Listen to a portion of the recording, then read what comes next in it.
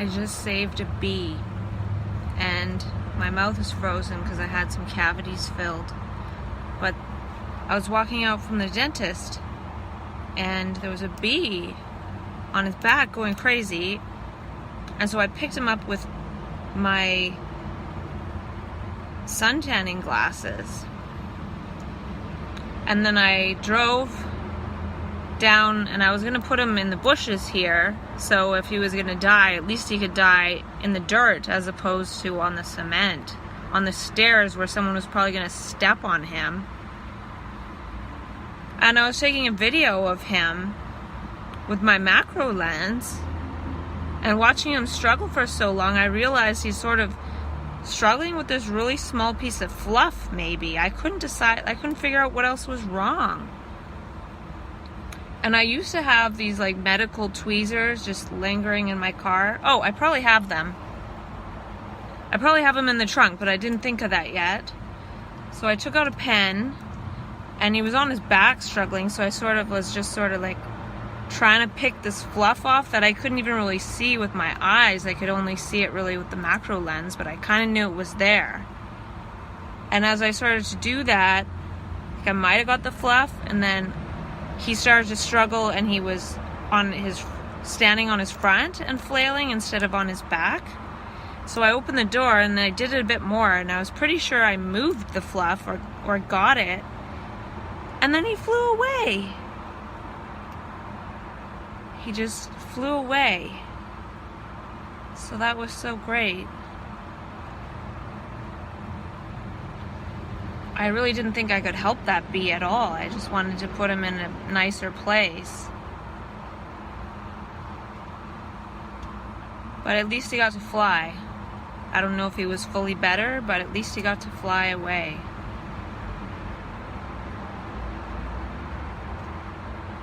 And it was strange when I was doing this with the pen on his abdomen and where his little legs are on the bottom side of his body. He seemed to stop struggling a bit, like he knew something was trying to help him.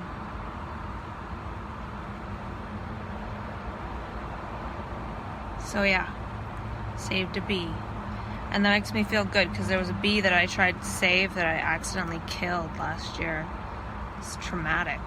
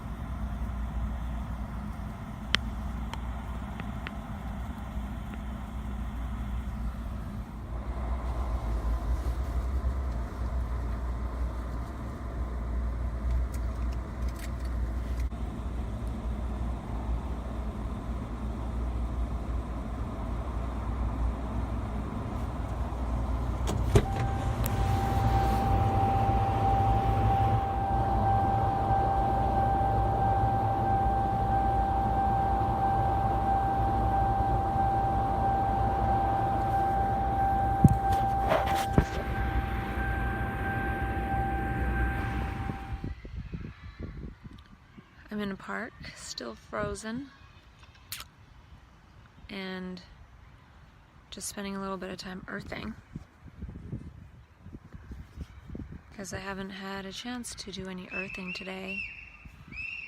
Got a little bit of computer stuff done this morning, and then went to the dentist and saved that bee.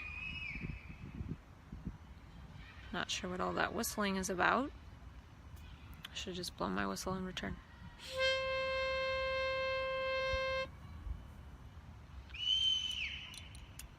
Someone's trying to call to their kid, but it's a really awful sound. Reminds me of The Sound of Music, when the guy's like blowing the whistle to get all his kids to come along. Like, I should blow my whistle like that to be like, okay, people who think they're crazy but they're not, come over here, let's talk. Let's figure out how to manifest a different paradigm together. Let's put our brains together. It's kind of what the world wants us to do, is to put our brains together to solve problems, not separate our brains into a million separate brains with all these millions of separate problems, which aren't separate problems, they're human problems. And last night I was feeling a little bit of something, maybe impending crisis related, but subtle, and it went away. And I talked to a friend last night on Skype and a friend the night before on Skype or FaceTime audio. So I've been very social lately. And I think it's cool to put the energy into being social with friends. Because last time, before I had a crisis, I wasn't really being social. I was sort of isolated with my own ideas and plans in my own little world. But right now I'm not. Though when I go on my trip, I will be kind of isolated in my own little world and things. But I'm not making plans, which is good. I'm not trying to do something or accomplish some big mission. And I'm connecting with the earth. And the dentist said that I might experience pain and I might need a root canal. I really hope not. I used to have this thing called a jaw exerciser created by Victoria Butanko, but she moved to Russia, and I contacted her and she still has some, but it'd be expensive to get one from Russia, but she doesn't manufacture them anymore. But it helps to remineralize the teeth, so maybe I should try and get one. I don't know, but I'm gonna look up ways to do that because I really don't want a root canal. And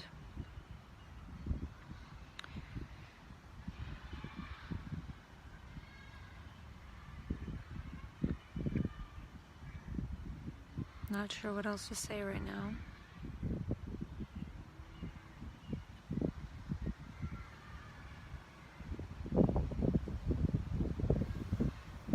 Oh, I got my vitamins in the mail, which is good because it's a really hot day and they would have cooked in the box if it was there that long.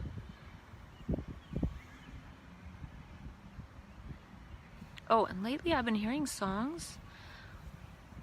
I know sometimes people think that they write songs, like, oh, I wrote that, when really it's by like Lauryn Hill or something.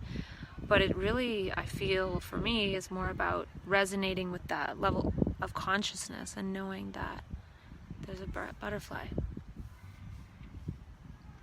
that it's all one consciousness. So at the certain level where we feel like it's all one consciousness, we can identify with, I made that. But it's that level of consciousness that we've connected with, that high level of consciousness, which is oneness, created that. And it's all one field, and we have access to that too, and we could create something equally creative and valuable if we were able to stay in that consciousness without inflating the I ego and taking ownership of things. When we start to take ownership of other people's creations, that's a sign that our ego is trying to inflate itself. And it's not bad, it's just a mixed state. It's a mixed state of ego and oneness, of identifying with thought and identifying with the oneness of consciousness. So the mixed state creates certain traits. So for me, I heard a song and I Shazammed it, and it's called Manic, of all things. And the guy is saying like, the bad thoughts are getting stronger, or something like, the bad thoughts are coming in, the bad thoughts are coming in. So it's interesting that these songs are talking about certain things that I resonate with. And then another song was saying, I like myself around you, or like who I am around you. And I've been talking about that, like certain people I like myself around and certain people I don't really. I don't like how I manifest. Like the combination of my level of consciousness, or the consciousness that is channeled through this body and the consciousness that is channeled through that body, the mixing of those interference patterns as image holograms mixing creates a certain dance of myself that I don't like. And I can't imagine that another person yelling at me would like themselves in that moment either. So it's just not really a good dance. And so yeah, there's songs. And then interestingly enough, somebody asked me a question on my blog about lithium orotate, and then they were saying they're on Latuda, and I've never heard of that medication. But then I went to the dentist, I turned on the TV, the first thing that was on the TV was a commercial for Latuda for bipolar. So, blah blah, it doesn't matter. That's not like, ooh, like some big fancy thing that matters. It's just, there is a different operation of reality, which is something I was talking about with my friend yesterday.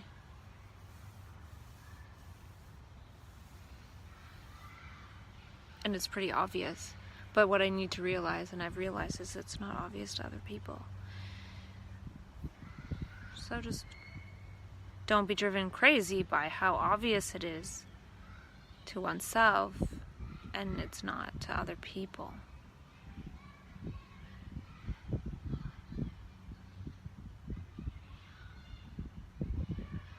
You know, it's kind of like if one sees an elephant standing right there and you're like, look, it's an elephant. The other person's like, I don't see it.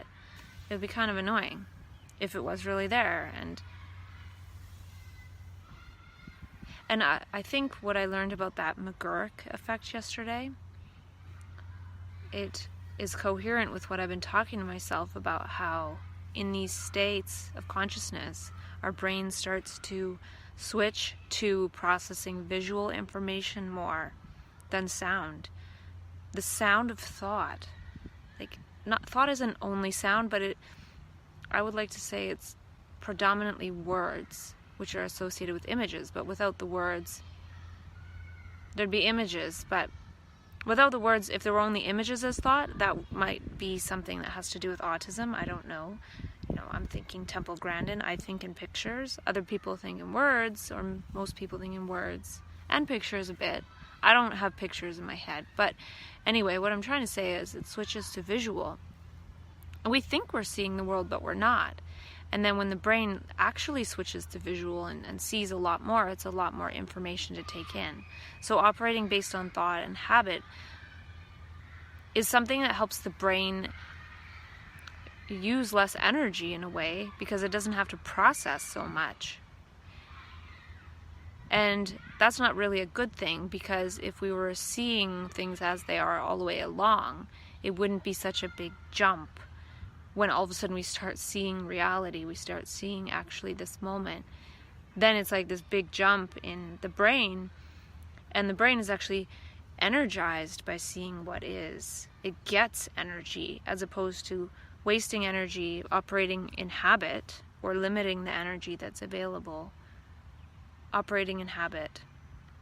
The brain is a processor of light and sound. But just like the McGurk effect showed, when the guy is making a fa sound, but the sound is actually ba, we hear fa. So it changes what we hear. So if we see reality as it is, it's also going to change what we hear. Which makes sense. And that could be one of the mechanisms that leads to voices, possibly, in that one goes into a perceptually, visually dominant state, and then when one falls out of it, the sounds one hears as an epiphenomenon is voices, our voices. I suck with the verb to be. I say is when I should say are, and I say what was where I should say were.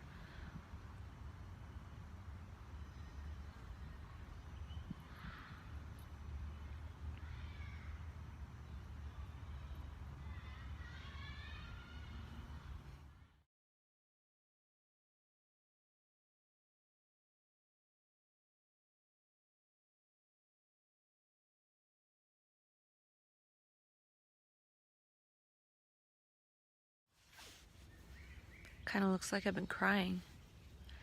I was driving and then all of a sudden my left eye got so stingy and watery that I had to close it while driving like this. And that's happened a couple times in the last couple months, but I was never driving. And I was thinking, good thing that it wasn't both eyes, because I really had to close the one eye. And if I had to close both eyes while driving, that wouldn't have worked. And I was on a bridge where I wouldn't be able to pull over. So yeah, I'm wondering what that's from. Almost feels like the tears that I can't cry because I'm on medication. I don't know, I'm just making that up. But it's from my left eye, which is right brain, so my right brain is crying for some reason. And I'm at the park and my feet are on the ground. Because today is kind of like a big decision day. Somebody that I know emailed me and asked what kind of support I need because they know that I'm kind of coming up to a crisis time.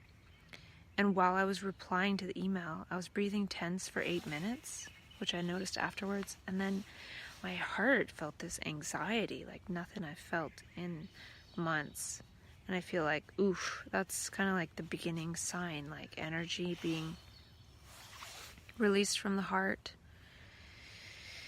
And I leave in just over a week. It makes me feel like I want to be there earlier. And a lot of conflicting things are happening in terms of there's a rental suite up for rent right now, starting June 1st in a week. That is kind of ideal if I wanted to settle down in my favorite town right now. But since I'm going away for a month, partly because I didn't have a place that I like, and then I'm wanting to go away later in the year, then it doesn't really make sense because I don't know if I'll really have the money. And even if I did have the money and enough to pay for that and travel, how would I move my stuff? And I don't even need all my stuff, so it'd be good to get like a furnished place or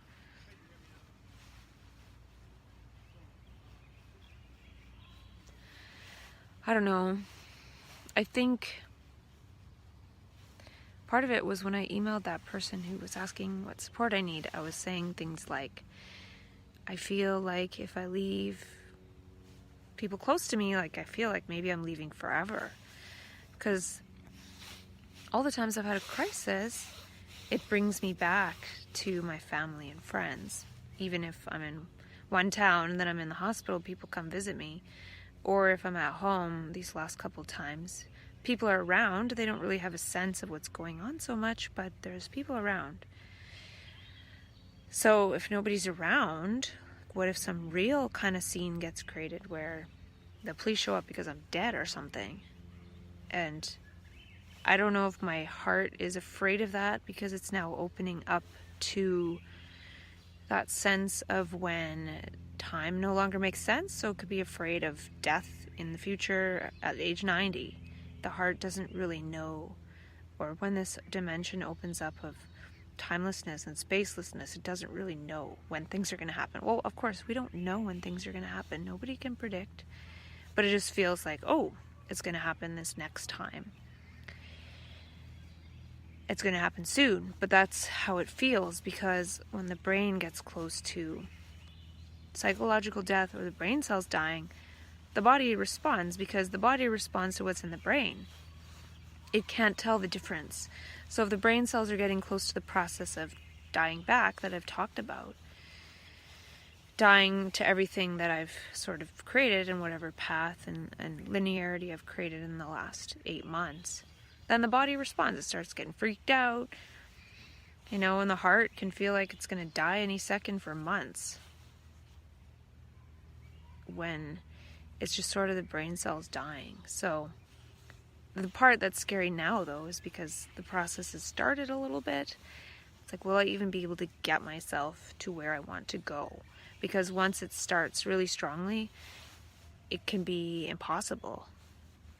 And even when it starts really strongly, all this energy is released that makes drama happen around. So I could be kind of okay and almost leaving, and then someone yells at me, and then my brain stops working, and then I literally can't leave. I could just cower in a corner. So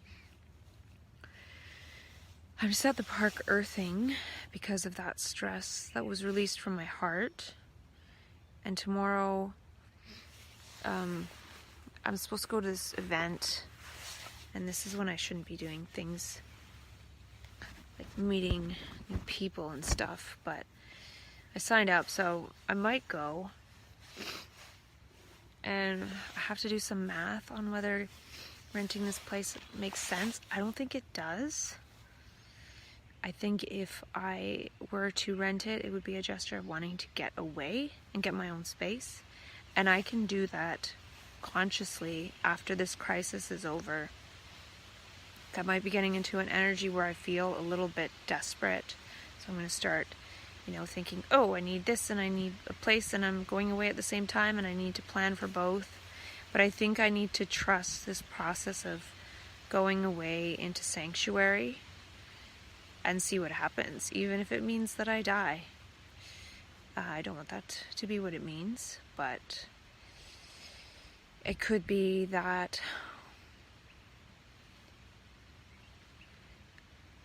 what I don't need in my brain dies away, and from that point of sanctuary I can move on to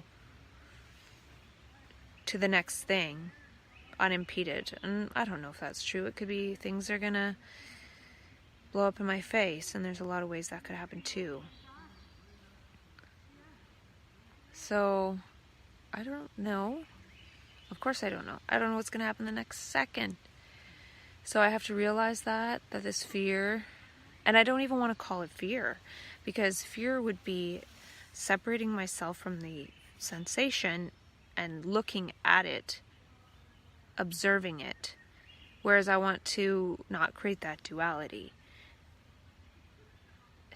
Not that there's an I that cannot create that duality. That doesn't make sense either. So language is part of what messes it up.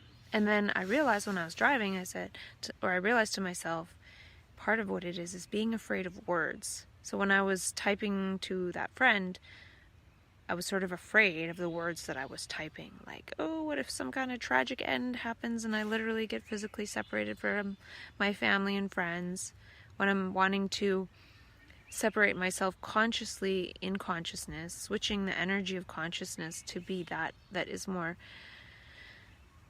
upholding. So being in a high vibration in consciousness and then having stuff happen that's lower vibrations, the higher vibration of the environment will help to hold that. Whereas if I'm in a low vibration, say, and stuff's coming out, and then I get thrown a psych ward, also low vibration, even though being around peers who are experiencing that is quite healing and helpful. Being in that low vibration, it doesn't help, but it does help to be away from one's conditioned environment. So yeah, I'm kind of feeling the risk of what I'm doing, and luckily I do have my supplements. I'm gonna go home, I'm gonna take some glycine. I have taurine tonight. It could be a slight chance that last night I took 3 sunflower lecithin instead of 5, and I took 1 zinc instead of 2. All the rest was the same at night, but I was taking a bit less because lately waking up is like hard. I don't want to get up, and there's been a time or two when I'm like, no, I'm not getting up. I'm going to sleep in 2 hours. It worked out because the event I was going to wake up for was canceled anyway because of the weather, so it worked out. But Usually I'd be up and going even if it meant I was going to be a bit tired. It feels like I can't get up. And I didn't like that feeling, so I took a bit less because I had to wake up for an online group this morning. So I gotta not go easy on the tranks, and maybe tomorrow I won't take the methylfolate. I took that today and yesterday. And I've been really social, seeing different friends, and now I can pretty much chill.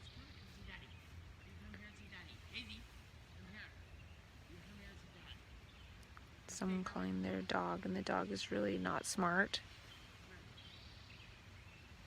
Just not responding to come here and see Daddy at all. Still really, really, really not responding. I'll press pause.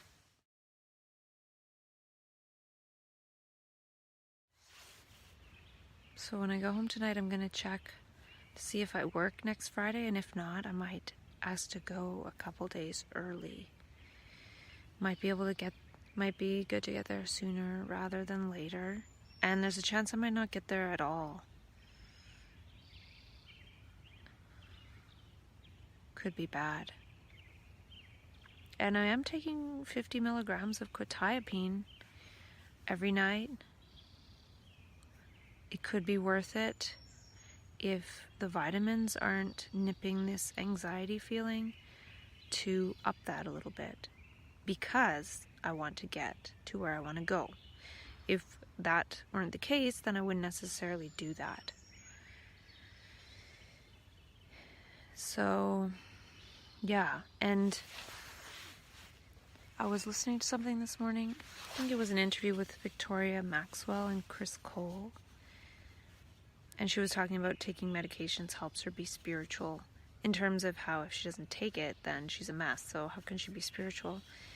And I'd like to say that I am on a resonant level with that, because I have to take medication, and I feel like, I don't know if it helps. It seems to help. And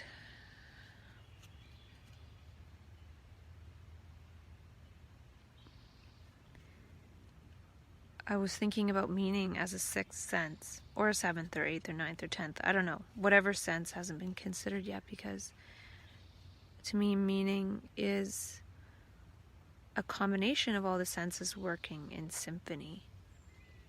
And we can perceive meaning. Like if we can really hear the sounds of the birds, or hear the sounds of anything, mixed with what's visual, mixed with what we can touch and taste and smell, and mixed with our body's orientation in space, and our sense of time and time passing and everything.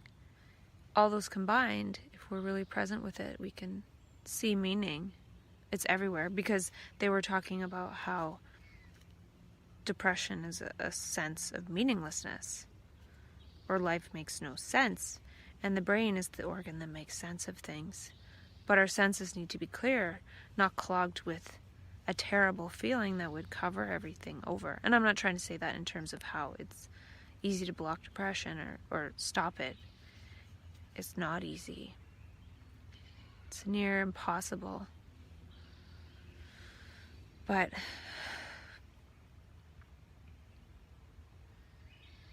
maybe that's part of what's happening now, is my mixture of the sense of meaning of the trajectory I'm on now versus how I'm going to stop that. It's interesting, because usually life is going really well up to the point before it breaks down, and then I hit the wall and everything that I'm doing comes to a halt. But this time I'm doing well again, but I'm putting it to a halt physically, and physically moving away from it, hopefully before I hit the wall. So it's like saying, I'm dropping this trajectory, because when it's going up and up and up, it feels like, well, this can continue on forever, and the universe and bipolar or whatever says no. it's all gone. You have to cancel whatever shifts you have, whatever meetings, whatever meetups, whatever groups, whatever plans, whatever trips. It's all gone. And good luck even trying to cancel it, because your brain's not even going to work well enough to cancel it. You're just going to barely be able to text someone and be like, I can't make it. And so this time it's like consciously stopping that trajectory that would say, I'm going to keep going along fine like this, and moving to peaceful space, saying, okay, now I'm ready to fall apart because I'm in peaceful space. I'm not doing anything. Go ahead and break my whole life apart, because I'm planning for nothing anyway and seeing what happens. You know, because it's more stressful when it's going up and functioning well, and then all of a sudden it stops, and there were all these things in the next week or 2 or 3 or month to go and do. But when one has no plans and it breaks up, well, then there's no added stress and fear of that and having to communicate with people about stuff. So I'm saying this now. I definitely feel in my heart that it's going to be a challenge. The universe might say, no, you're not leaving. And,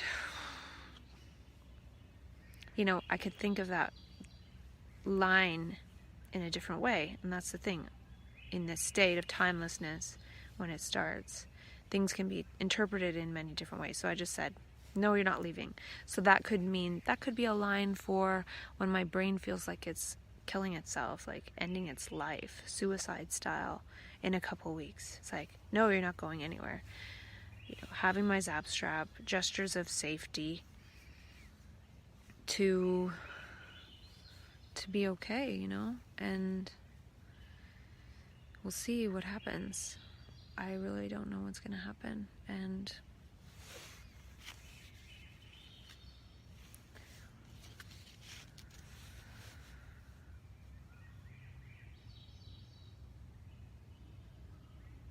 that's the thing right now. I feel like I'm not sure if I'll make it to where I want to go, and I don't even have a sense of a worry about will I make it to California later this year, because I'm worried about this next bit.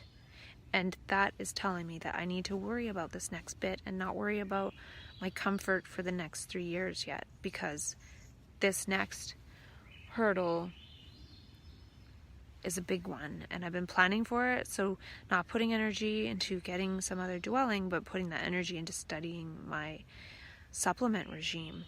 And considering my heart is being a little bit funny today, I'm going to go home.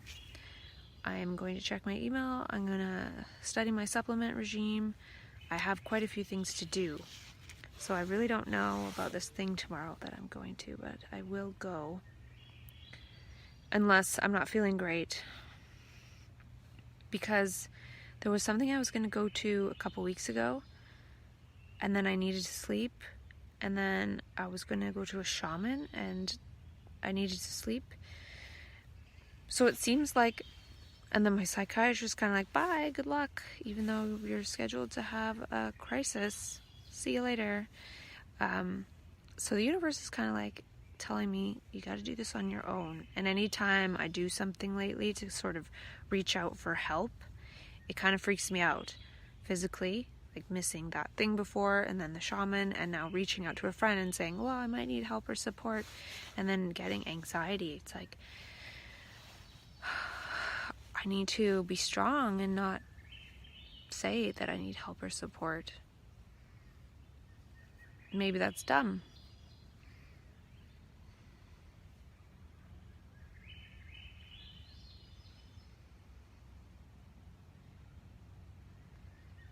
We'll see what happens.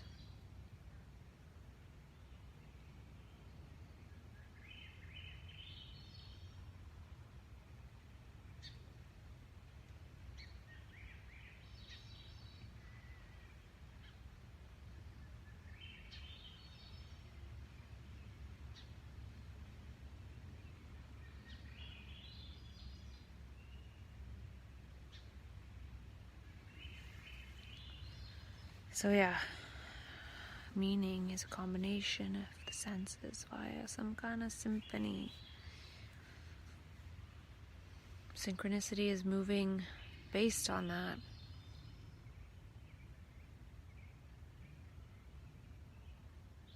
It's something that it's an energy that we put out there that people respond to and come to us with the information that we need. So it's still something. When we're trying to make meaning out of our life, we do make the energy of meaning, which other people respond to by bringing us the meanings that we're looking for. Which makes sense, otherwise what? Are we supposed to do? Look in a book all the time?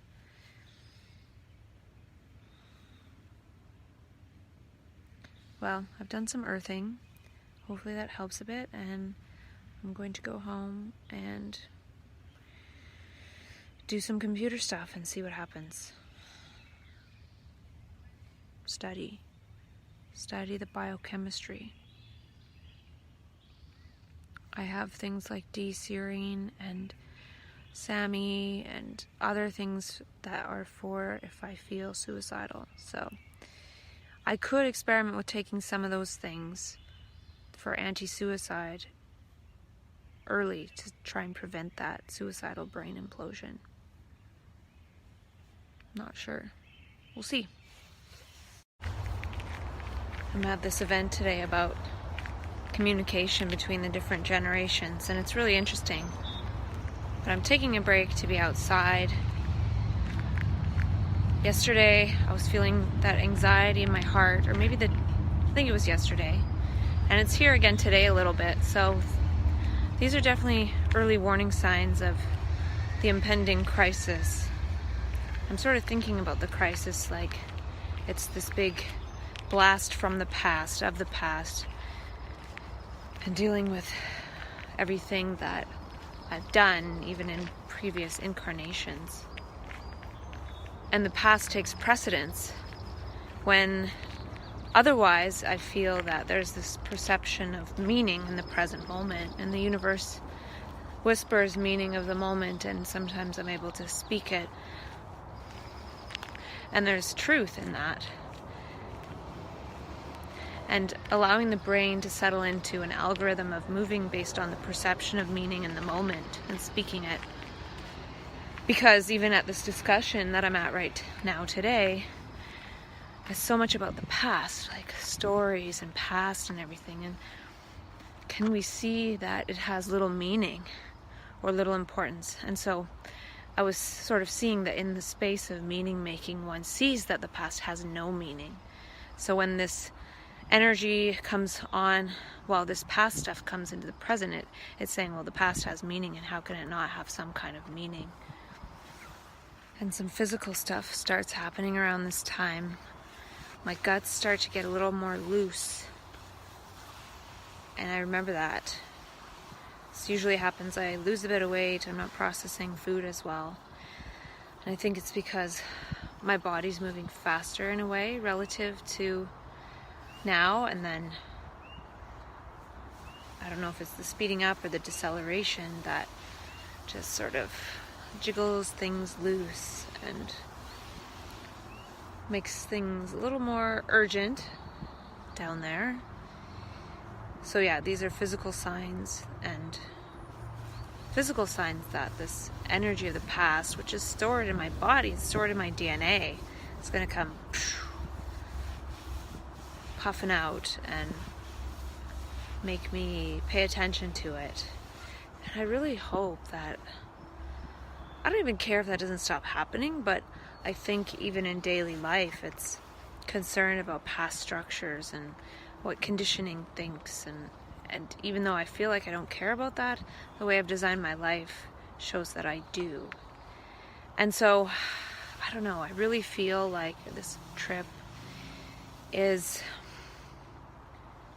moving from old structures, like the family structure is most important, and we need to evolve past thinking in terms of my little own family versus the rest of the world.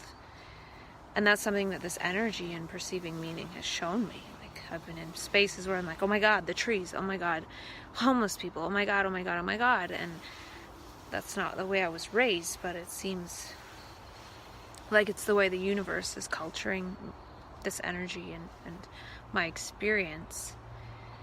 And not that that means I don't care about family and things, but it means I care about them just as much as I care about anyone else in the world.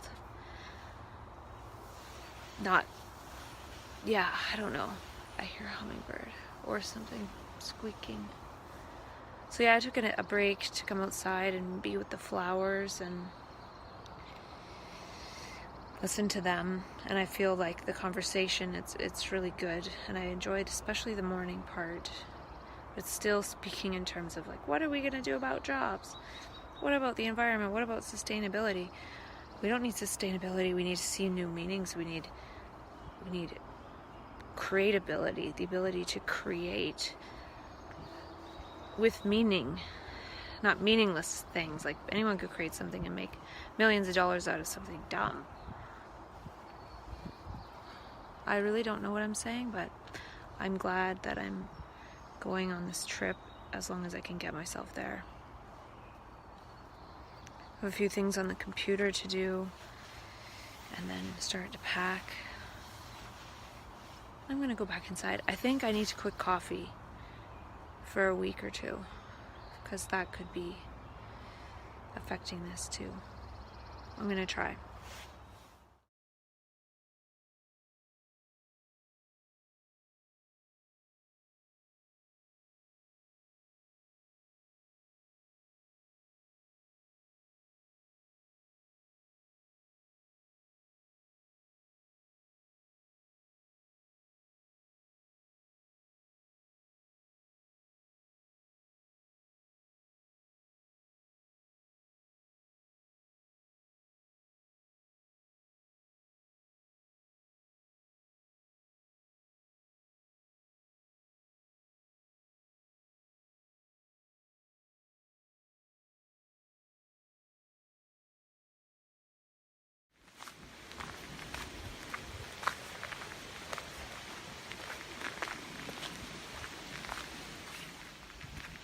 Kind of cold. It's a bit windy.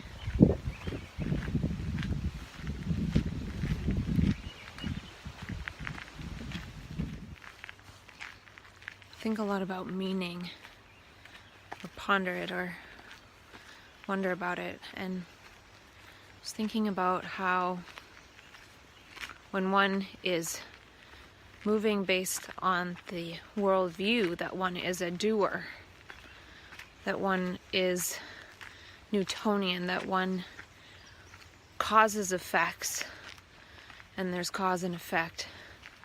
The epiphenomenon is the self, which is the doer.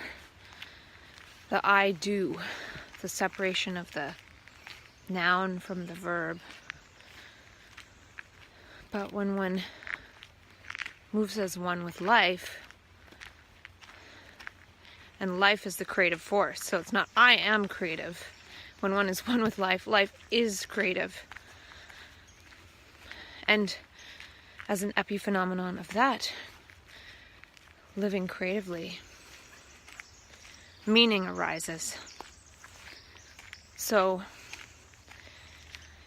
we've been generally in life given the meanings of life. Work, do this, school, have kids, get a house, retire, die. But what if we were facilitated to see that we create the meaning of life moment to moment? Or life itself is creative, we're one with life, we're not a separate object in the environment of life.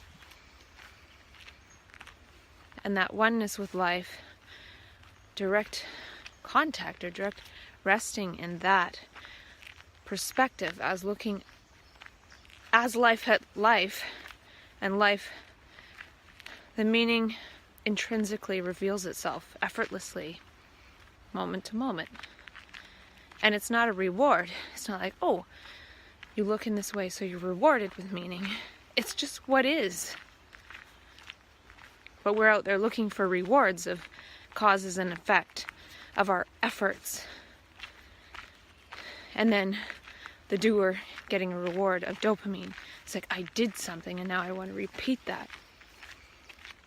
Someone today was talking about how video games nowadays are based on reward. At every little stage you get a little goodie, and that's hijacking dopamine. And that reward blocks being able to see meaning. We're getting rewarded by something completely meaningless. And if the brain is hijacked by that, well, what can be done? And all of this is literally destroying the brain, the human brain.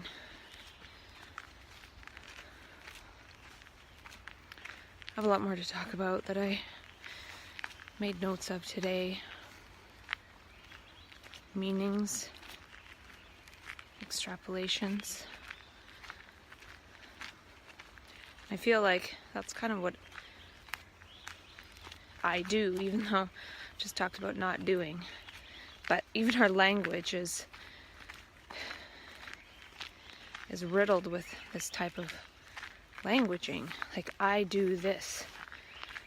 But the thinking that I do is part of the problem. So saying that I do this or I do that, even if I was able to point to that, somehow the languaging behind it would still be a mental trick.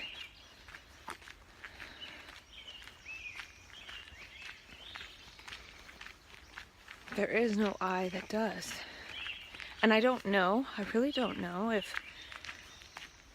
that's how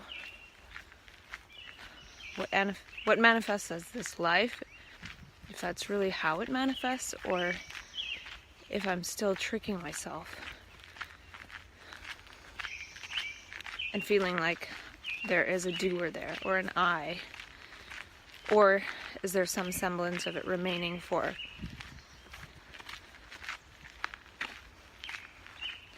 convenience, or does it partly appear that way in experience because one is around those who are experiencing things that way? So, for example, somebody today talked about how they've seen 3 monarch butterflies, the black and yellow ones, those big ones, in the last few days. And I was driving down a road, and it's just a busy intersection, and there was one flying by. There's no flowers anywhere, it was just a road. So I've seen them too. And then it was right by us in the flowers today. I just had this sense that I brought them back with me from California. And not that I brought them back literally in a jar, but like a being going somewhere and appreciating, literally adding energy to the beauty of nature by observing it. I saw them at Essel, and there's lots. And then I saw them where I was in the last few times. And I had that experience when I came back last year. I was like, whoa, there's stuff here that's in California that it's kind of exotic. And now it's here. Probably was before, obviously, but it's about consciousness. It's not about literally transplanting something. When there's that energy of consciousness, of appreciating beauty, the beautiful things, they can't help but come back.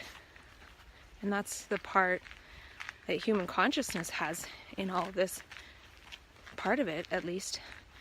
We literally don't have to do anything to save nature, protect it, help it, bring it back. But if we really sat with it and could see nature as nature, it would come back. No doing required. And so when I was saying I brought the butterfly here, obviously I didn't bring it. There's no such thing as time and space.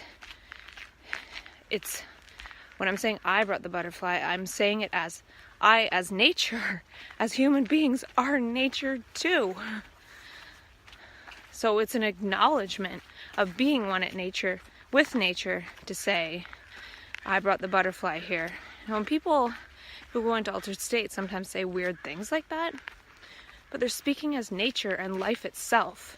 So what it's saying is, I, a human being who is a manifestation of life itself brought the butterfly here, blah, blah.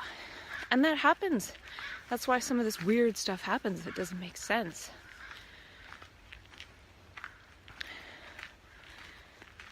So, again, this goes along with starting to see not my value.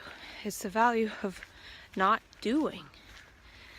And not doing implies no doer. Doesn't mean there's no happening. There are happenings.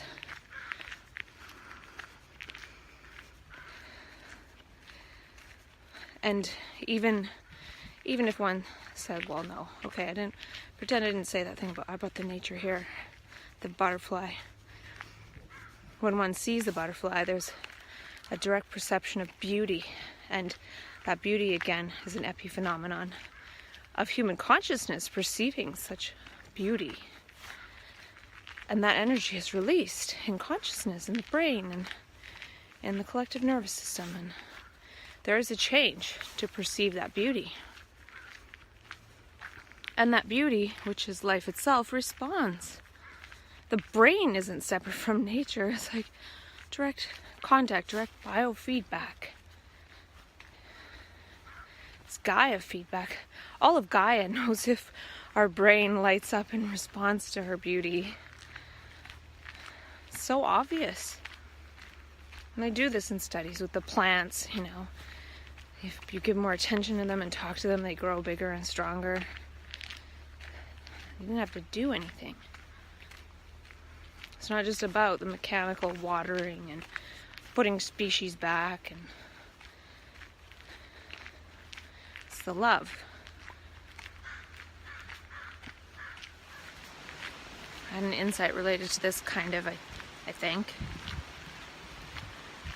Something like, if one is listening without thought, without judgment, without opinion, without the accumulation of knowledge, one's brain is clear. One is literally listening as the human brain, not cluttered up by personal accumulations. So all of humanity is listening through that supposedly particular brain.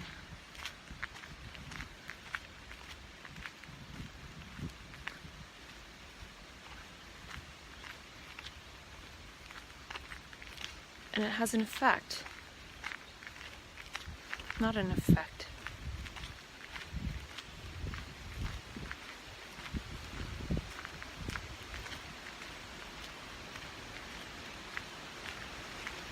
Is it possible that a few people can drastically change the world without doing anything?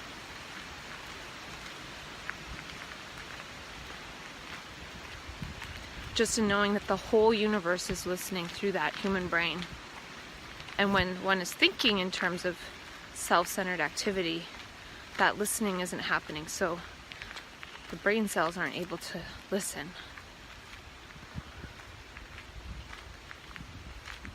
But since each brain is all the brains, one brain listening is like all the brains listening.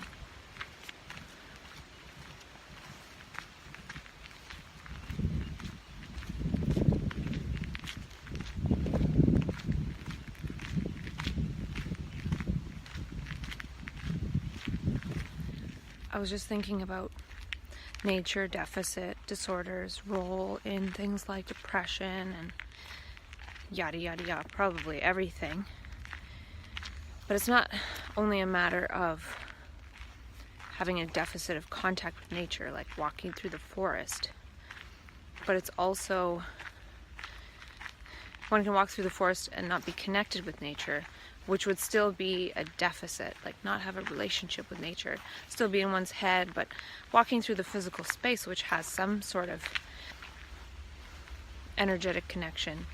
But then there's another when one stops and really is with nature and appreciating the beauty, and it appreciates, and that is what appreciates the brain cells in our brain that are able to appreciate beauty. And the more we can appreciate beauty, the more beauty we see, the more meaning.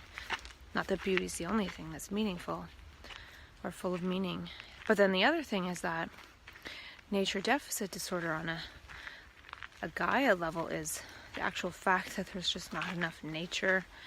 There's too much of it being destroyed and at too fast of a rate. And the Gaia sphere, the algorithm that calculates the balance of everything, it knows that it's disappearing too fast. So it will naturally depress the human brain to do less in order to kind of like kill off human beings, really. Like when we don't have that relationship with nature, eventually human beings won't be able to be sustained by the planet and they'll be killed off somehow.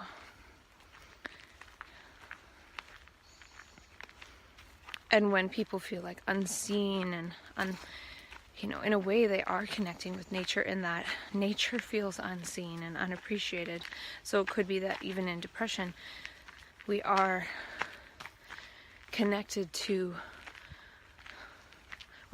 something else, some other algorithm, because if we were truly connected to the human success algorithm, we'd be like, oh, I'll just do some of that and that'll make me feel happy and meaningful. But it's not ultimately meaningful. So we feel that meaninglessness of that structure, which what I'm trying to say is nature knows the meaninglessness of that structure, and it also knows what it means for nature at the same time. So being depressed by all this crap actually could be closer to intelligence than being stimulated by it and deriving pleasure from it and all of that. One might have the personal feeling of, I can't keep doing like this, I can't go on like this, this is meaningless, life has no meaning. From nature's perspective, if nature were to think in human language and thoughts, it's likely thinking the same thing. So we could be tapping into a communication with nature, with the whole, with Gaia.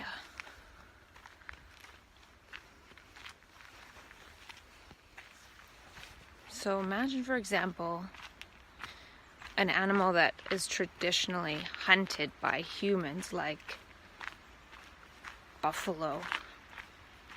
If humans all along, at a certain point at least, looked at them as beautiful, as part of nature, and the buffalo were looking back at us, those animals, they'd be around and they wouldn't be afraid of us. Because we wouldn't have killed them all, because we would have seen the beauty in them. We wouldn't have seen them as economy. Economy has replaced our way of seeing. What can I get to keep as mine? And we don't see that seeing the beauty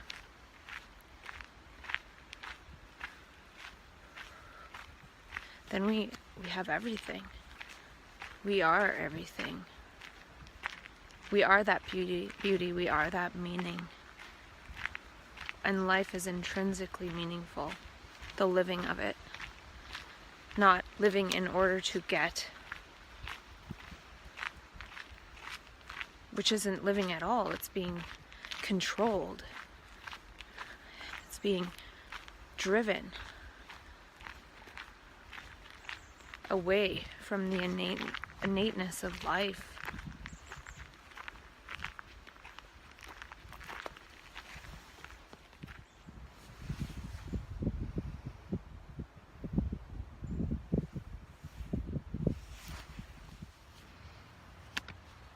So I'm going to talk about a few of my notes.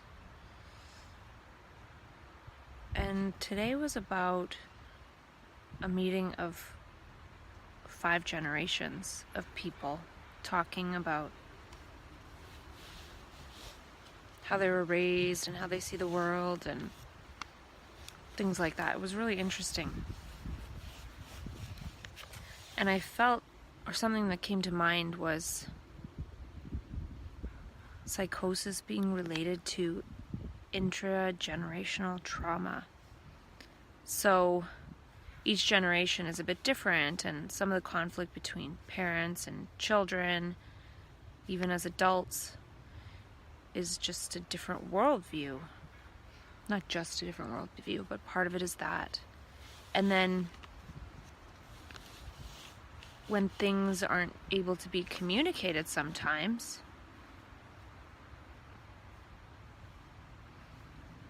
things that are miscommunications accumulating, it sort of accumulates in a person, and then it accumulates as sometimes that person not being able to communicate coherently. And that person is often in a visionary state where they can see things that aren't there. But the thing is, all those things are there. All time is now. So everything is now. So when they're seeing something that's not there, that someone else can see, it is literally there. It's all there. I was listening to something by Dr. David Bohm, and he's talking about how everything enfolds everything else. So it's all there here now, but we go into space where we can see things that are in the supposed past here and now. And that's not something wrong. It's actually true that everything is now.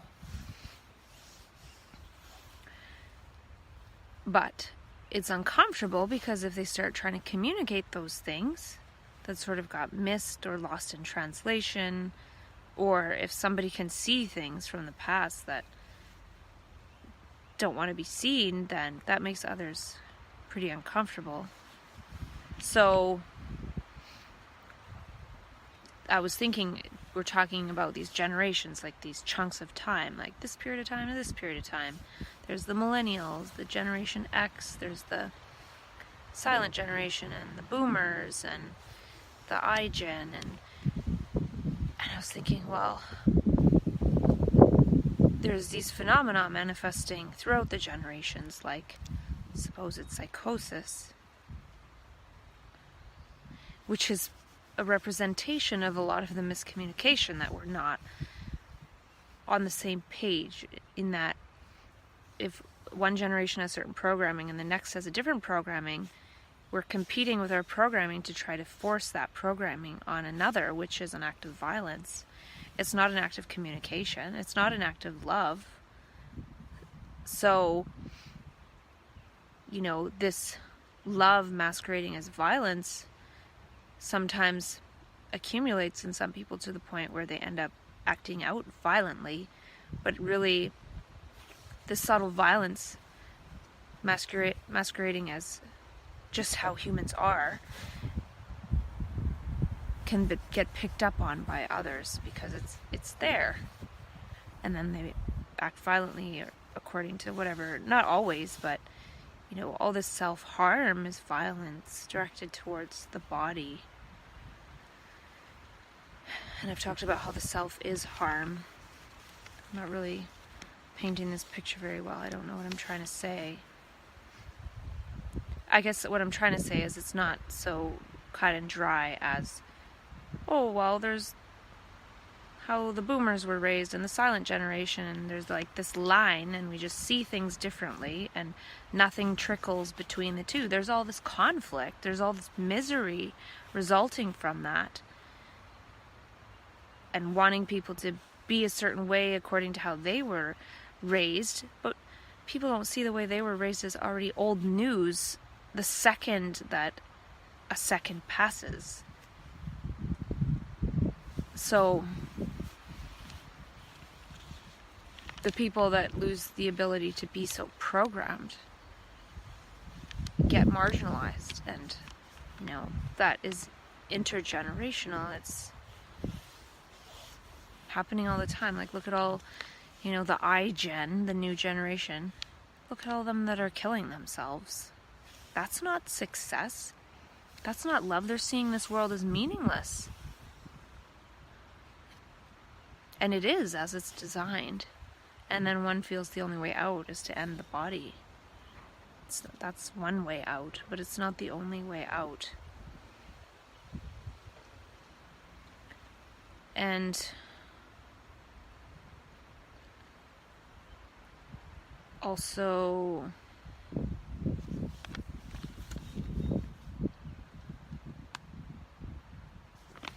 I think some of us who go into those altered states, we are a link to meaning. But we're left behind. We're not seen as able to see new meaning. But people don't want to generally hear any of that. So we don't have a place. So then we're sort of brushed aside. And I think there's a lot of wisdom in it.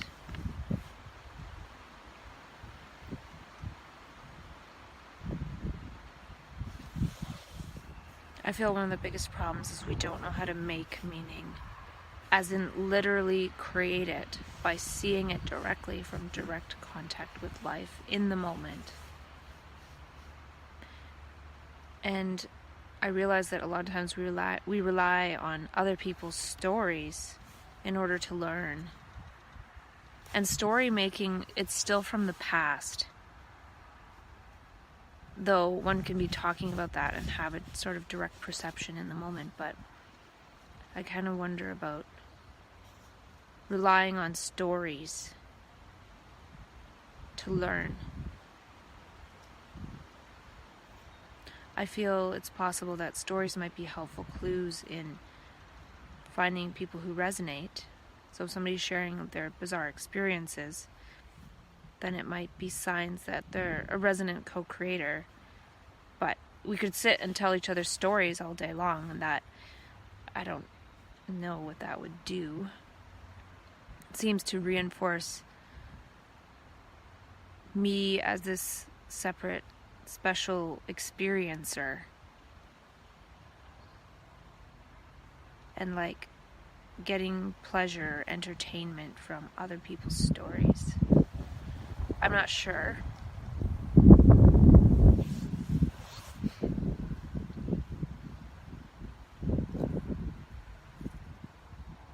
What if we didn't have a story? What if we didn't start with our story?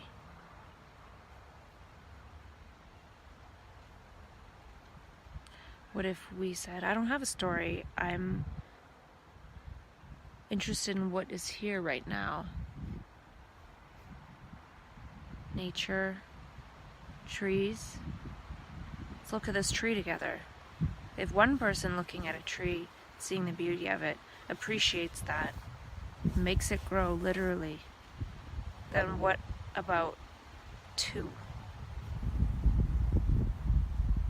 Then we're literally in the same world. We're looking at the same thing at the same time. Otherwise, we're in two completely different worlds. We're separate.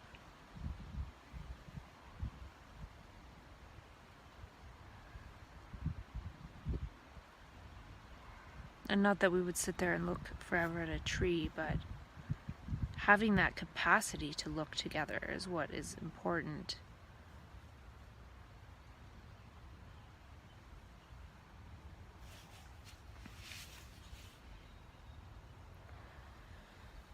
And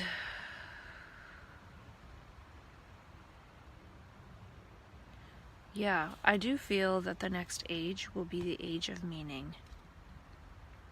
Because there's so much information, and we haven't quite seen for real that there's no need to store it in the brain anymore. We have these phones and things.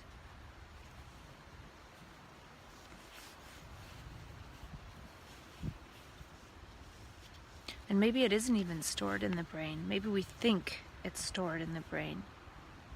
Maybe just the thought of this is my opinion and my information distorts the brain cells and kind of messes them up enough to think that this is contained in my separate head when it's not. So seeing the fallacy of that could be enough to free up the energy that's wasted in sort of holding on to things that we can't even hold on to because they're not even contained within our brain. They could be contained within our brain, but I'm not sure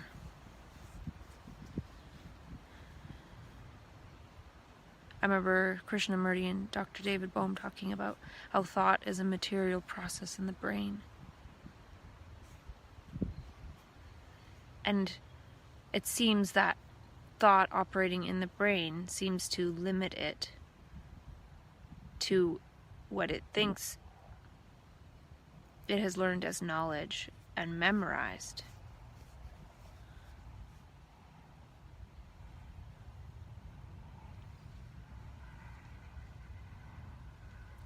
But just seeing, delete the word just, seeing that one can perceive things directly and doesn't need to store information in the brain. Like, why do we store information in the brain? We think we require it in order to speak because we're speaking our opinions, which are stored in the brain. But what would we speak if we didn't have any opinions stored in the brain? Would we be mute?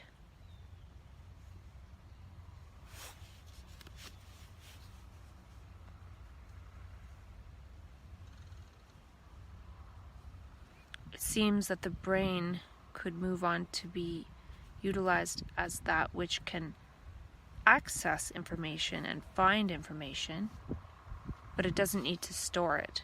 So for example, if somebody says something and I think it's interesting, I write it down in my notes in my phone. It's stored in my phone, not in my brain. And if I need to recall it later, I look it up in my phone. Or I already have a sense of what it was. Or I don't write it down at all. But I don't need to store it in my brain. And then I realize that my brain can, whatever the information it needs. And maybe it doesn't even need information. Maybe it needs meaning. Or to be able to quickly see meaning. So there's information, but how does one make meaning out of it? So all of this information around me right now in terms of energy and light and consciousness and life, how does the brain make meaning out of it? So one could feel like there's so much information overload, or one could realize that everything has meaning. And one can't know the ultimate meaning or the meaning of everything at the same time. But if one's brain is operating in the field of meaning,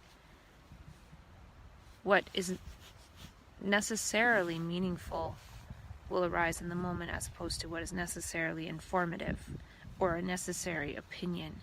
We think opinions are necessary.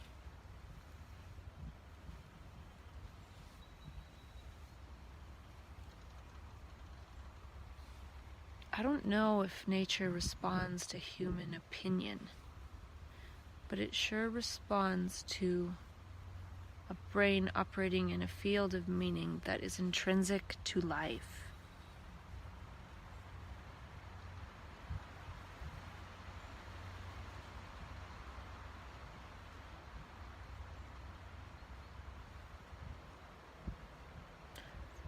It's understanding that there's this vast, infinite meaning and that one gets to dance and bathe in it.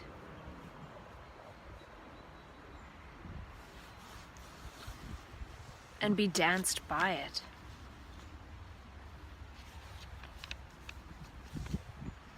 And tonight is Saturn Quincunx true node, which I didn't quite figure out what it meant.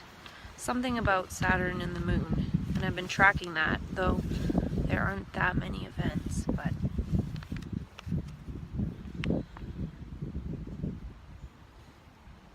and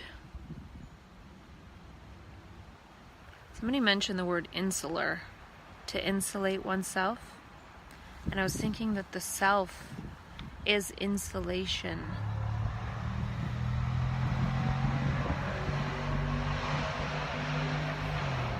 From life. So it's the separation from life. Insulating ourselves from direct connection with life.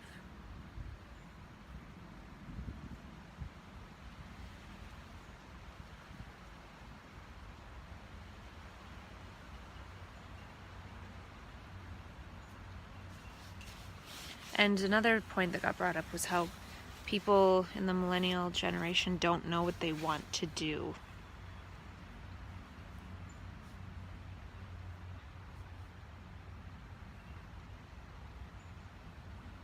And it's interesting because the I is the movement that thinks, and therefore it knows. So the I is the movement of knowledge. The I is knowledge, and as that knowledge moves around, one feels that there's an I thinking it.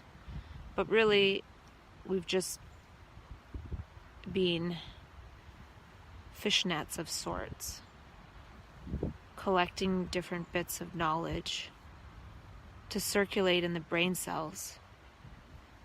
And then that creates this thinking that we think those thoughts, when really they've been memorized, and memory just sort of going around in circles. We think there's an I there. It's not really that way. So there's no I that knows, there's knowledge.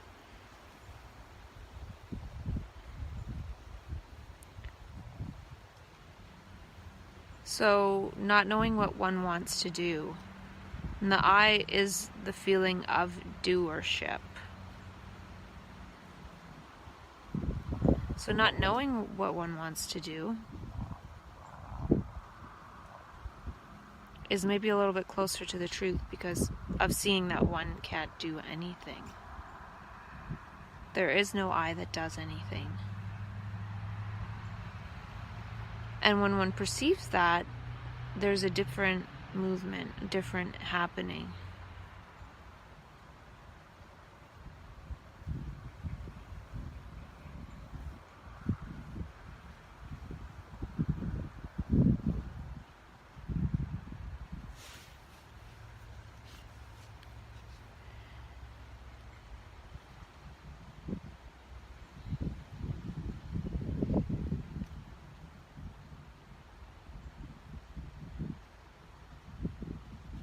Somebody mentioned, just remember your emotions won't kill you. And I was pondering that in relation to how in a few weeks I perhaps will have a big emotional release, a crisis of sorts, or maybe a transformation. I'm wondering if amongst conditioning it creates a crisis, behaviors that manifest as in crisis, because it's crisis in relation to one's situation and how one has been situated. One realizes that one has been situated and moved to that point of crisis, but in a different environment where the situation's different, perhaps something else happens. I don't know. But that emotional release can't kill the body. Well, there could be mechanisms that it could. But I was feeling a little more of that energy in my heart, and then a bit of a vibration in my sacral area. And it was there, but I was noticing that I didn't create any kind of emotion from the physiological sensations. There was no fear, and I was even questioning whether or not they were uncomfortable. And it went away, and I didn't have to do anything. I didn't take anything. It just went away at some point. Didn't really notice. So calling it fear or uh-oh could be taking notice of it or making note of it and attaching a label to it, a word, or attaching some kind of fearful possible future to it, which might be part of what creates that future possibility. Naming it that. But I don't want to go along the lines of, oh, that just means nothing's going to happen because I'm able to move with it in a different way. I really have no idea.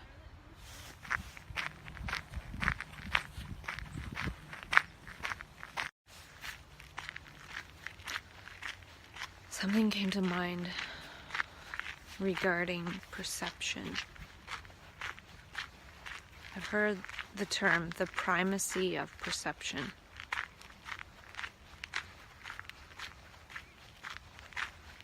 Dr. Bruce Lipton talks about how perception controls genetics, which is epigenetics. And then I was considering perception as contact. So in order to perceive something, something has to contact something.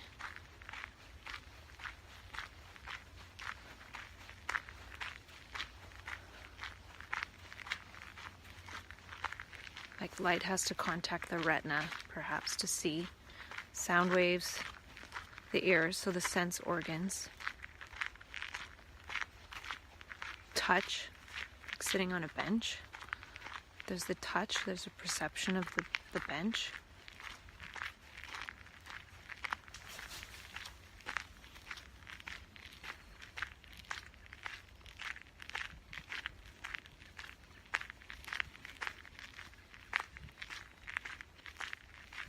And I was thinking about how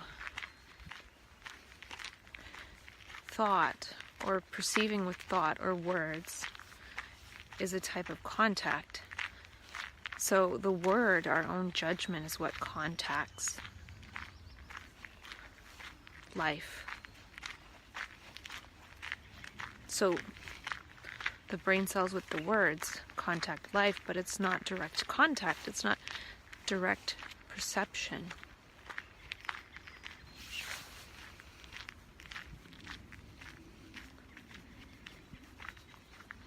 So direct perception would be the brain cells contacting life without the word.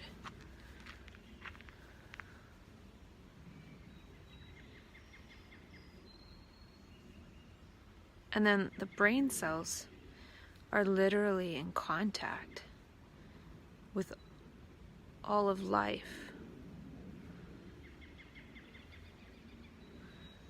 And that direct contact with life is what allows a human being to speak as life, as the direct perception of life in the moment.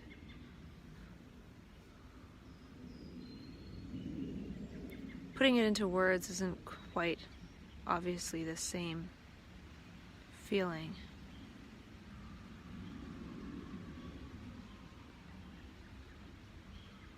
It's not the same as the sensation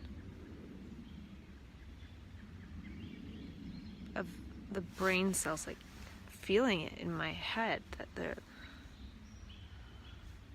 literally in direct contact with life, one with life.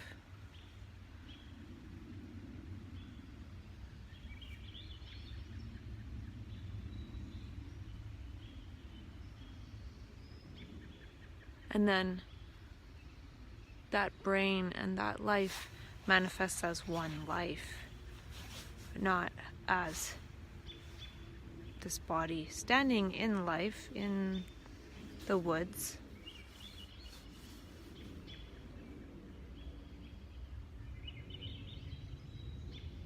It's just all being one thing, one movement, not a thing.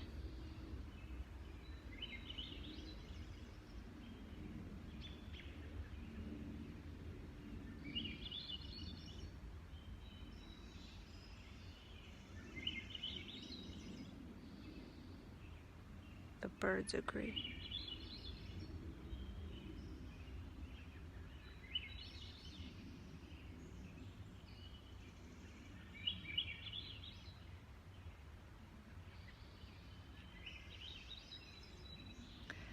Because sometimes I've said before, look as life, not look at life.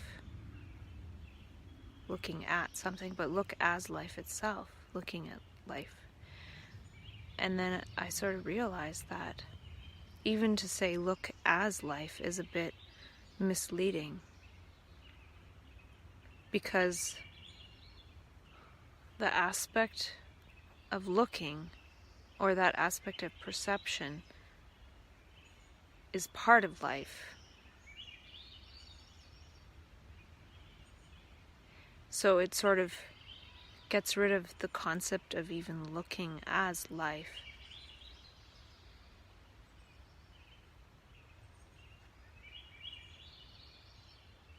Because looking as life still implies looking at life as life, which is a bit of a separation or a duality. And so when I saw that, I kind of realized,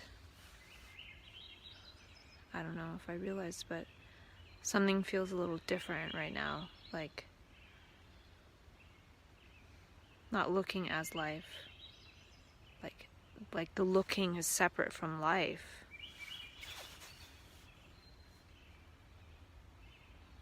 Looking as a human being at life, as life, eventually manifested at some point. But it manifested as one whole movement of the universe. It's not like it was this thing and then this human pops out on top of the earth. That's not how it is.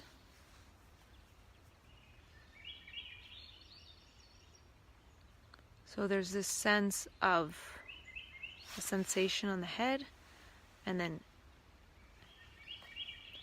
just everything being outside, like no inside.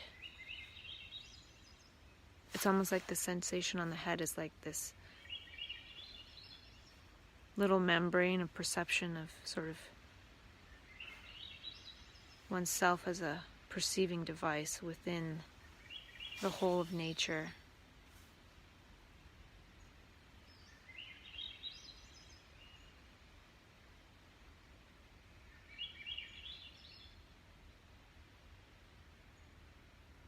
And then one is aware that life changes forms, but it doesn't die.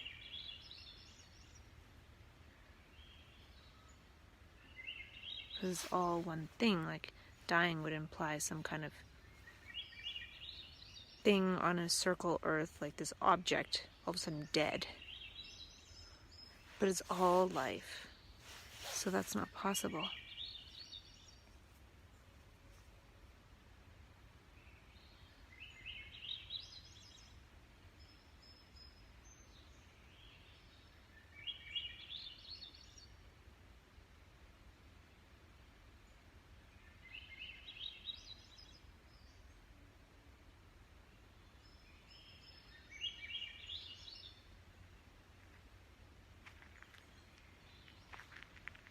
I remember in my very first time period of this kind of experience, I was sitting at home, lived in a really busy neighborhood, and I was sitting in the dirt against the house, and the birds just started like coming walking up to me, and it just seemed so obvious they wanted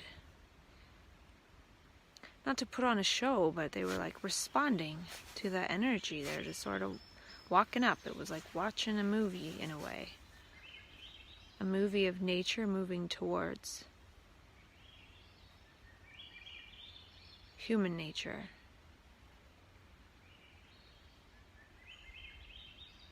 But that's not right. Not moving towards.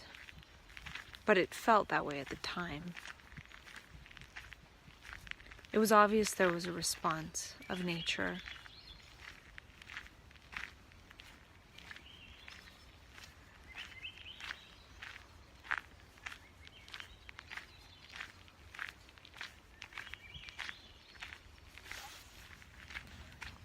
Something just came to mind about something that came to mind a few days ago. I remember hearing a story about Ram Dass, about how he was a researcher or something, and I don't know if this story's right, but he gave LSD to some kind of enlightened person in India, for example, and it had no effect on them. And so he was so transformed by that he dumped all the academia or whatever and converted into spirituality. I don't know much about Ram Dass, but it came to mind that LSD sort of raises one's consciousness, and since when consciousness is a higher vibration, you can see the world in a totally different way. And since we're not used to looking at the world from that level, like we're rapidly transported, it can look quite distorted and magical and everything. And mysterious and meaningful, when this is just that now, but from a certain consciousness it would be seen as meaningless. Like, oh, I'll just chop down that tree. But anyway, I was realizing that if one is already in a high state of consciousness, it can't really raise consciousness, so it doesn't do anything. It doesn't really open any doors to perceiving in new ways when one already is of high level of consciousness. I don't know if that's true, but... And I think it's the rapid change in consciousness and the rapid change in perception that makes things look so distorted or different, when a different translation of that would be, if one was in a high state of consciousness, one would be able to see things as they are, like the beauty of nature, as meaningful, magical. We don't have to have all these weird, dreamlike perceptions to see them as meaningful. That could be an indication that one is there in a way. Not there, but I don't know if that's true either, but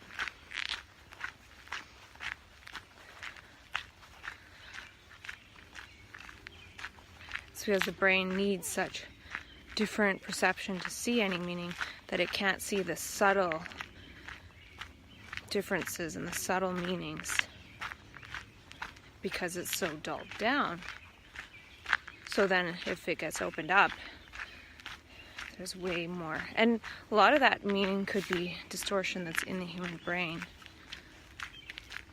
I don't know what I'm talking about, but it was mainly supposed to be the thing about LSD not having an effect on somebody who is already vibrating really high.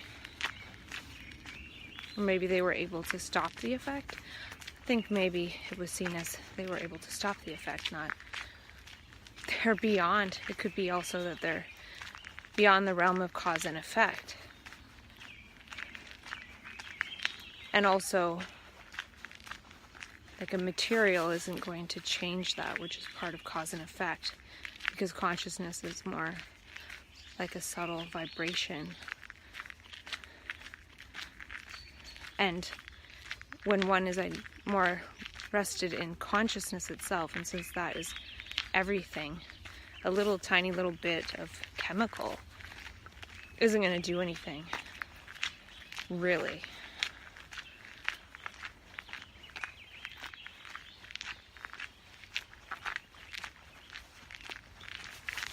And I think in the same way, when I'm now taking quetiapine, which I would say is a very low vibration, toxic chemical, it's not really doing much of anything, but it is able to, I think it's like my antenna to identifying more with the ego self, which otherwise I'd go into like something hard to function in, as it's not part of human functioning or doing as we know it.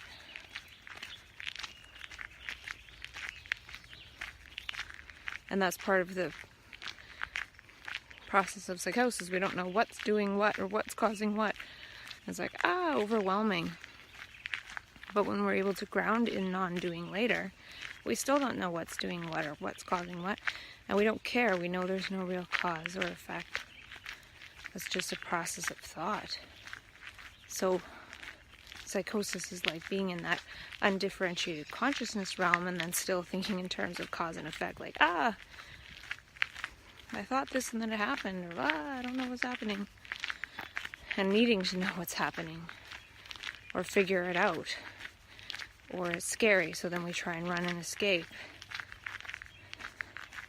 But we're escaping from ourselves because we realize we're not separate from life. We can't escape from it. I've been in the park earthing for several hours. And I feel kind of tired because I didn't have any coffee today. I didn't have methylfolate or tyrosine. And I just saw a yellow butterfly fly by. So I figured it's time to talk to myself for a bit today. I'm looking at these notes that I took and they're not really resonating. I don't know about the notes.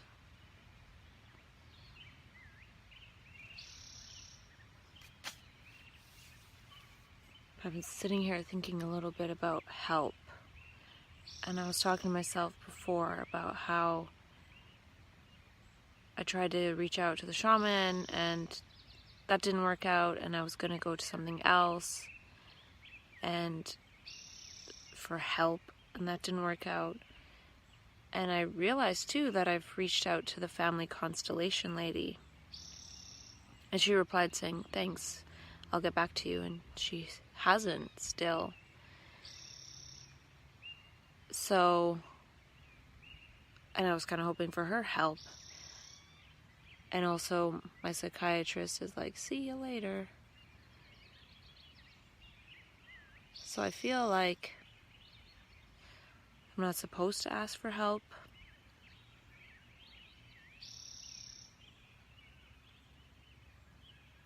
As maybe asking for help is a denial of everything that's possible when one is maybe beyond the concept of needing help. I really don't know.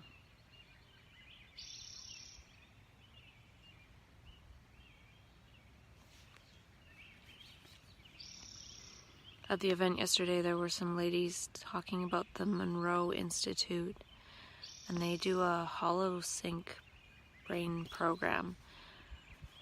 And it's just interesting to hear these older women talking about hollow sync, because to me that's rare that people would be open to that. And I think I really enjoy people who are open. And it seems like we're trying to destroy the self through self-harm, but no amount of harming the self will end it, as it is harm. Thus, harm strengthens it.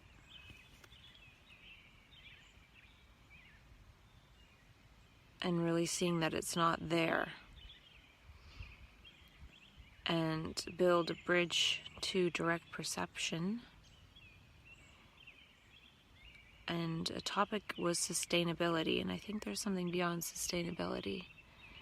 Something like create ability and the ability to create and see meaning.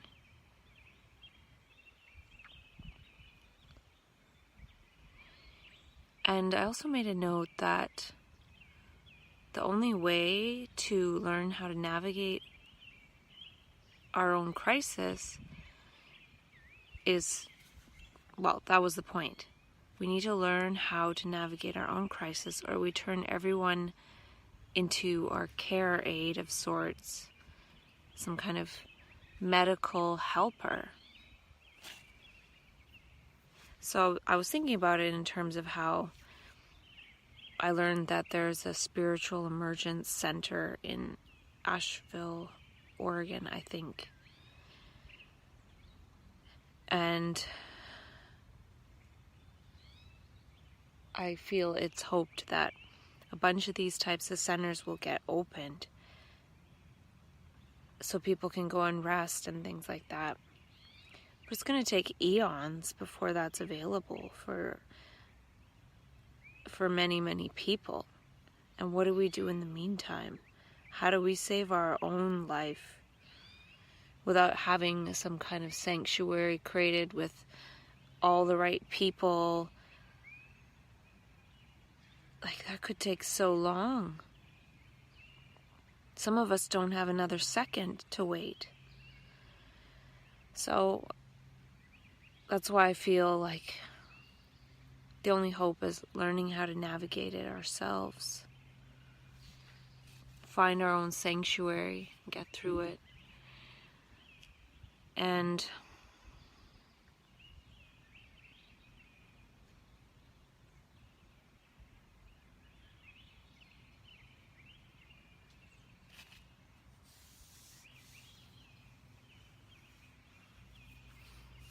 I'm not sure what else. There's a few more notes here.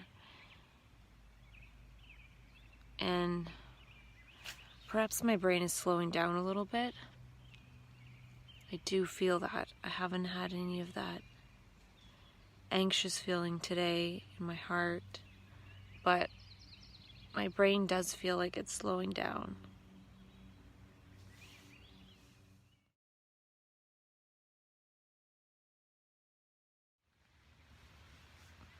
And I'm wondering if we can move from the idea of taking care of each other to cooperating and co-creating and collaborating with each other. Even when people get married, there's the idea that I'll take care of you and you'll take care of me. And I'm wondering if I don't need help, or if I don't ask for it, if I'm then possibly beyond the label bipolar, because that label comes into play when I ask for certain help.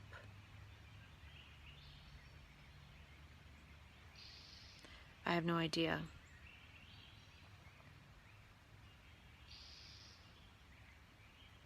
And can we know what we bring? Sometimes I write notes to myself, in quotes. Know what you bring. You have an undifferentiated energy. Learn to integrate. And where do we get our info from? The news.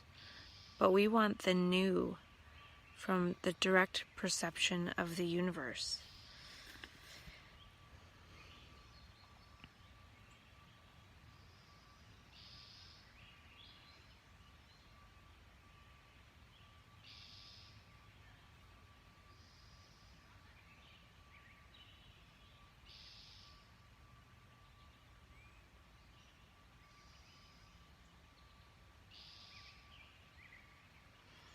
And I made a note that it's hard to accept the love of the universe. I am the love of the universe. Blah, blah. And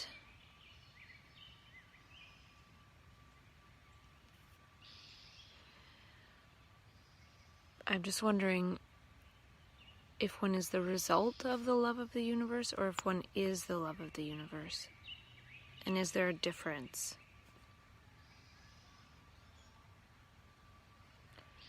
And I wonder if one day we'll go from looking for our ancestry to creatively calling beings into being.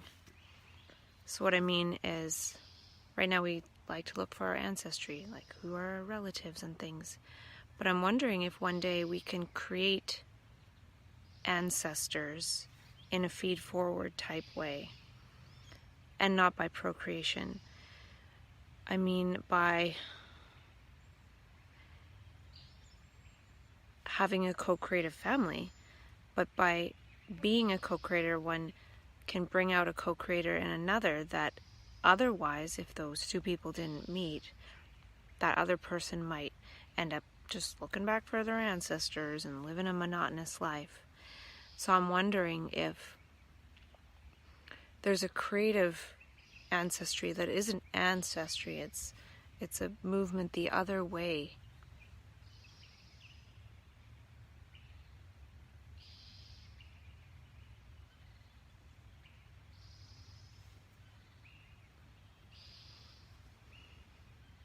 So I'm not sure what the word for that would be. If ancestry is past history. And I wonder if one day the brain won't look in terms of sameness and differences, but beauty, oneness, and creativity.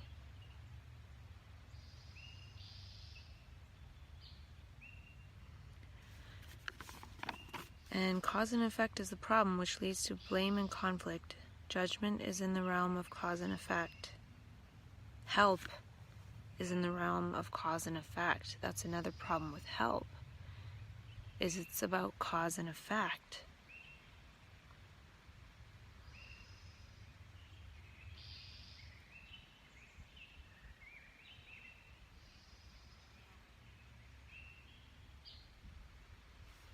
And I was thinking about mania as trusting the universe and not our knowledge and family past structures and conditioning. We totally decouple from that, and we're in trust with the universe, and we're entrusted with that energy of the universe as we are the universe in that state. But we do too much with it. So that's why I'm experimenting with non-doing. So even talking to myself too much could be a little bit of a no-no. And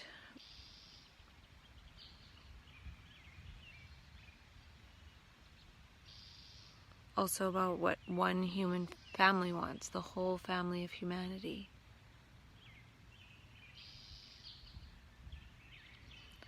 We all want to live in paradise. And can we become deaf to the sound of the self and open to the sound the universe makes through us? When we are taken over by human conditioning, the network of language, we make a lot of noise. And I was thinking about lyrics that tell a story, and wondering if lyrics could be created that invite the universal energy to operate through us.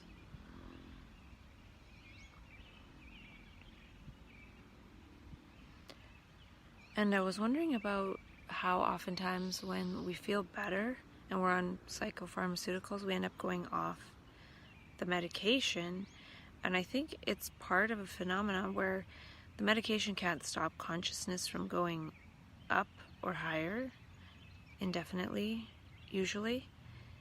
And so when one's consciousness level goes up, the need for resources goes down. So we feel like we don't need that. And maybe we don't need that at that level of consciousness, but it doesn't stay.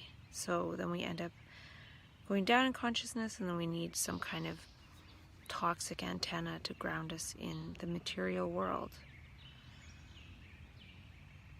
And yeah, just talking to myself right now, I can tell my energy is not the greatest. Something minor going on, but it feels like, I don't know, it just feels like I just don't want anyone's help right now. And I just feel weird about accepting any kind of help. And I'm not sure what I'm going to do about that. And we'll see. I was watching a video on YouTube by David Bohm.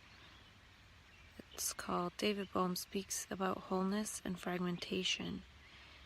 And he said, we need to set aside some time for this. We need a period of emptiness and quiet to go into this. And then he said, wholeness is not a place you can get. Wholeness is a kind of attitude or approach to the whole of life. And this is the important part right here.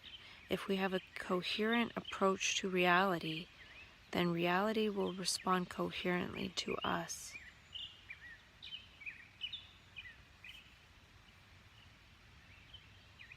And I wrote down something unrelated, that we become obsessed with the movement of our own jaw and head, expressing these sounds like psst, psst, ba, that turn into words. And that's become more important, and those arguments, than the movement of the whole universe. So to be obsessed with thought, that's like a little vibration in the brain that we mistake for reality. And then kind of on the outside level, we're obsessed with what we evolved, or however it worked, that our jaw can move with different muscles in our face and our head to make sounds. And that's more important than actuality. It's such a small part of our physicality, yet we can't, just our physicality and not the physicality of the whole world. So, yeah, I don't know how much more I feel like talking today. I'm gonna go home and eat some carrot sticks and hummus and maybe go to bed soon. I'm tired.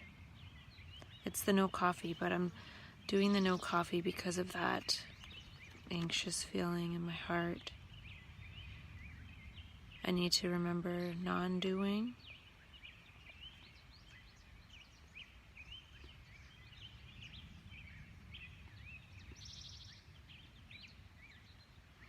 Because when this energy comes in, it destroys anything I've built. So I really don't feel like this time I've built anything. I don't feel like I've created plans or like master plans or whatever, or some ideal. I've created a crisis plan. I've created going into sanctuary, going into a beautiful space. So transitioning into that, as opposed to thinking that some kind of big lofty plan is going to start to manifest as unfolding.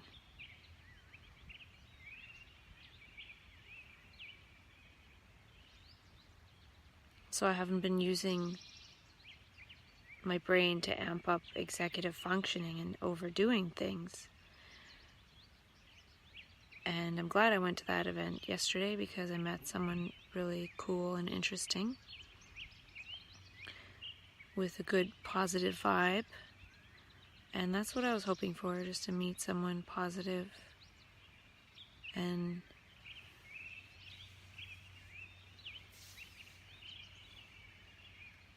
the birds.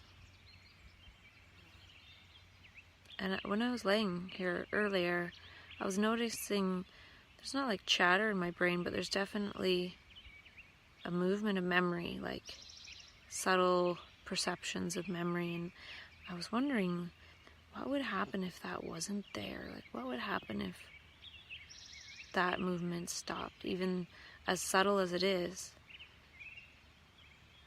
And it feels like maybe it happens more to keep me anchored in the knowledge of myself here.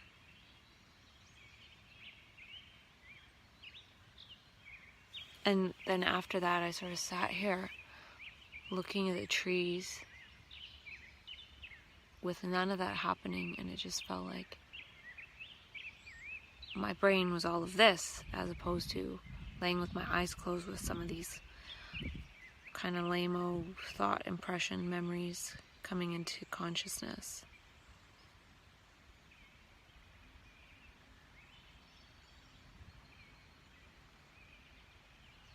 So yeah, I think I'm gonna go eat some carrot sticks.